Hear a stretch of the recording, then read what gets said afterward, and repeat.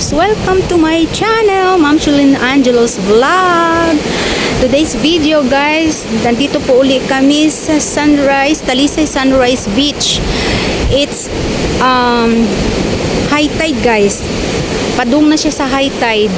Ito yun oh. Tingnan mo yung tubig. Dati guys, nung pumunta kami doon, andun yung tubig. Andun. Ngayon, nandito. So, papunta na siya dito. Kung high tide ba o maglo-low tide ba to? O padung ba ni mag-low tide o mag-high tide? Pero, iisa lang taong nandito guys ngayon. Baka nga mag-high tide dito. Walang nakakaalam eh. Hindi alam kung mag-low tide ba ni o mag-high tide. Kasi kung mag-high tide dito guys, takbo na kami pa akyat. Anyon? Doon ang akit na kami. So hindi na kami nag-rent ng table. So ito mga bakante yung table. May mga manok pa dito. Ayun kasama ko, kapatid ko. Hindi na kami mag-rent ng table kasi baka mag-high tide to ay tatakbo na kami pataas. Ayan, no? Nakita nyo ang ganda. Walang naliligo guys. Pero ano, ang ganda ng tubig oh. Tingnan nyo naman yung buhangin. Hindi naman siya mabato. Pino, parang mga corals yung buhangin niya. Yan ang buhangin niya oh. Walang bato, hindi siya mabato. So may part na mabato, ayun. Yung nandoon, mabato yun.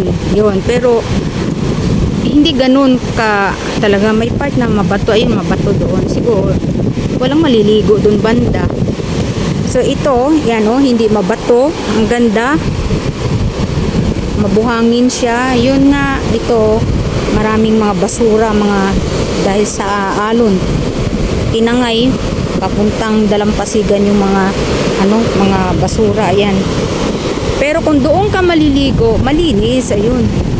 Kaya lang, walang tao. Kami lang dito guys. Wala, kasi doon banda o may tubig. Yung dati doon kami nagstay doon sa bato na yun. Ngayon may tubig ngayon yung bato doon na pinagstayhan namin. Ito lang ang walang tubig. So, maghintay-hintay lang tayo guys kung ito ba ay mag-high tide eh. Nagtanong kami sa taas, hindi rin alam kung mag-high tide ba ito o mag-low tide. Pero yan lang ang mga kasama namin guys, yan lang.